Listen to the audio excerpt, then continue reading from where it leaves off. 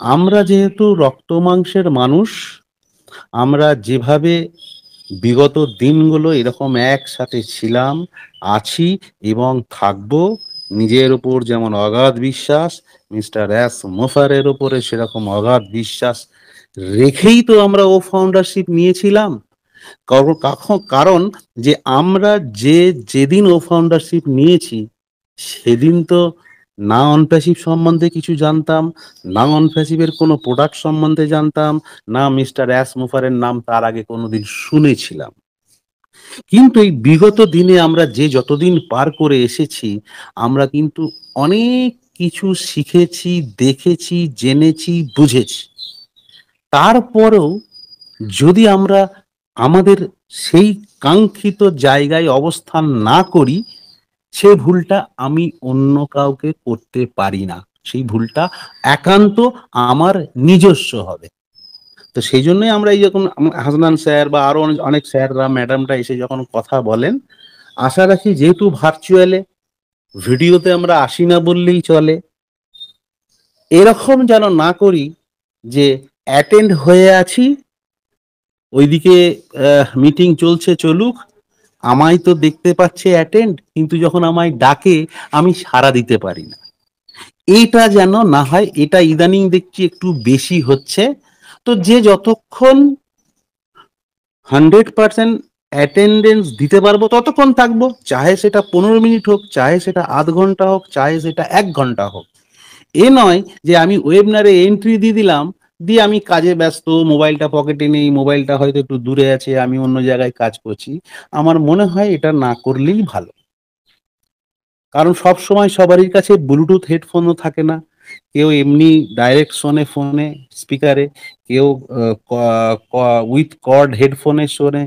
ব্লুটুথে হলেই একমাত্র শরীরের থেকে কিছুটা দূরে আপনার ডিভাইস থাকলে আপনি সংযোগ থাকতে পারবেন। তবে যতক্ষণ থাকবেন একদম 100% যেটা পার্টিসিপেন্ট বলে সেই হিসাবে থাকাটাই যুক্তিসঙ্গত। আমার যেমন এই রাত্রি 8টা, 8:30 বা 9টায় বিভিন্ন ওয়েবিনার শুরু হয়ে গেলে না, আমি হয়তো ওই ঢুকেই বেরোই, কিন্তু ওই রকম না যে ঢুকে গেলাম রয়েই গেলাম, আমি ধরলাম না বাবা আমি ব্যস্ত হয়ে পড়েছি, বেরিয়ে যাই। তাতে ইম্পর্টেন্ট কথা হলেও আমাকে বেরিয়ে যেতে হয়, কারণ না তখন আমি কাজে কামের মধ্যেই থাকি। সবাই আপনারাও থাকেন। তো আমরা খুব ভালো জায়গায় আছি, আগামীতে খুব ভালো জায়গাতে আসবো। মিস্টার অ্যাশকে আবার আসতে দিন, ঠিক যেমন দেখুন নিয়মিত এই 4বার আমরা 7 দিন 10 দিনের মধ্যে ওনাকে পেয়ে, 6 দিনের মধ্যেও একবার পেয়েছি। তাহলে আজকে যদি 21 তারিখ হয়ে যায়, লাস্ট 3 তারিখে পেয়েছি, তার মানে অলরেডি 18 দিন ক্রস। 18 দিন ক্রস মানে খুব তাড়াতাড়ি মিস্টার অ্যাশকে পাবো।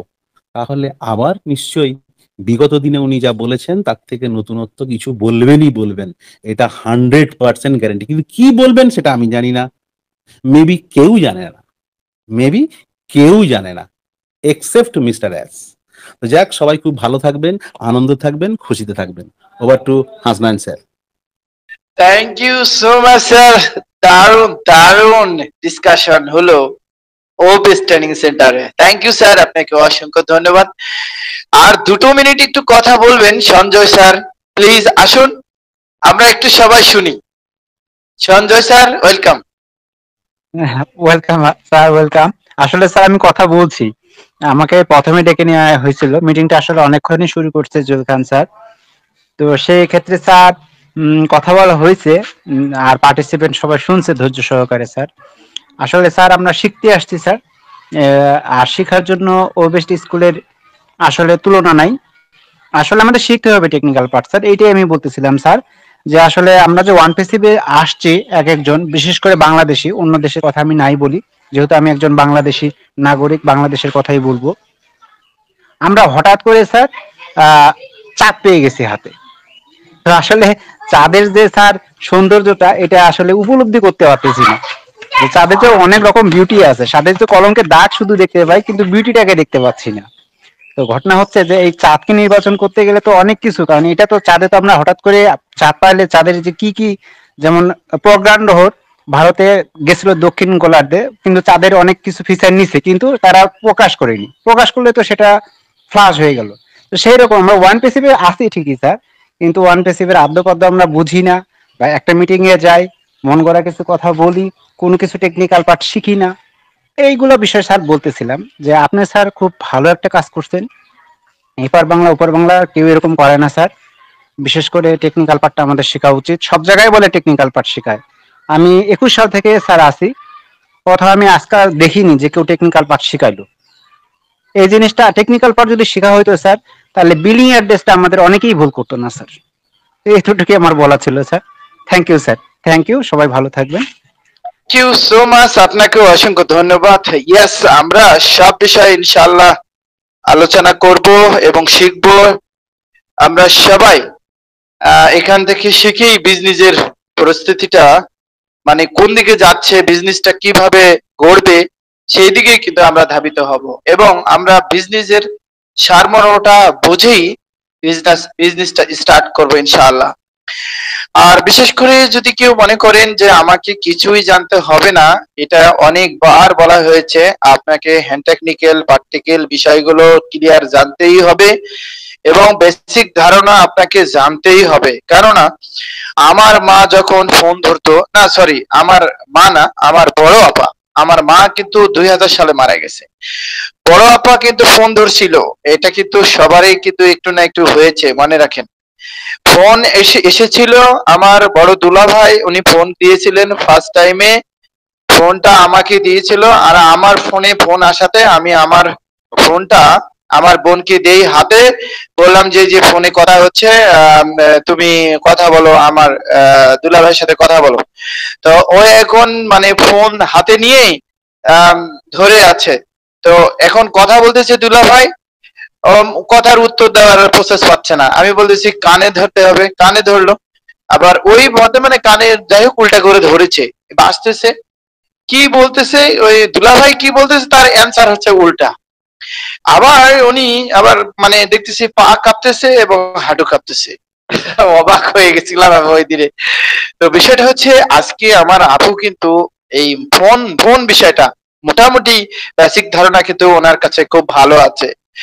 তো আসলে এটা প্রথমে আপনার আমার আমাদের সবাই হয়েছে বা হবেও, ওটা ফ্যাক্ট নয়। আগামী দিন যে রোবট আসতেছে, রোবটকে কিভাবে কন্ট্রোল করব সেটাও কিন্তু আমরা শিখে যাব, no problem.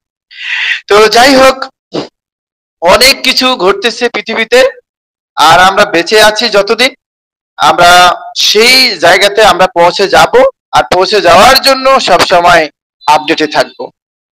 Thank you so much. ইনশাআল্লাহ শেষ বক্তব্যটা মনে হয় শেষ করে ফেলি। সরোজ স্যার আপনি একটু বলে শেষ করে দিবেন, we are so in two minute বলবেন। Saroj sir welcome. আসসালামু আলাইকুম ওয়া রাহমাতুল্লাহি ওয়া বারাকাতুহু। ওয়ালাহি ওয়া বারাকাতুহু। অসংখ্য ধন্যবাদ স্যার, আপনার ধৈর্যের প্রশংসা না করে পারা যাবে না। এবং আপনি যে একজন অভিভাবক সেটা প্রমাণও আপনি রাখছেন, একদম ডানা আগলিয়ে আপনি আমাদেরকে শেখাচ্ছেন, শোনাচ্ছেন, সবকিছু প্রস্তুতি রাখার জন্য। এই জন্য আবারও আপনাকে ধন্যবাদ। মহান রাব্বুল আলামিনের প্রতি কৃতজ্ঞতা যে আমাকে ধৈর্য ধরে এত সুন্দর একটি অনুষ্ঠানে সংযুক্ত থেকে সবকিছু শোনার তৌফিক দান করেছেন। আমিন। কৃতজ্ঞতা জানাই। সবশেষে রশিদ স্যার আসলেন, আরো এই একটা সুন্দর কথা উনি বলেছেন। ওয়েবিনারে আমরা অনেকেই এই যে মোবাইল অন করে রেখে হয়তো রেসপন্স করি না, হয়তোবা না আসার জন্য হতে পারে, অথবা কাজে ব্যস্ত থাকার কারণে, অথবা অন্য কোনো কারণ।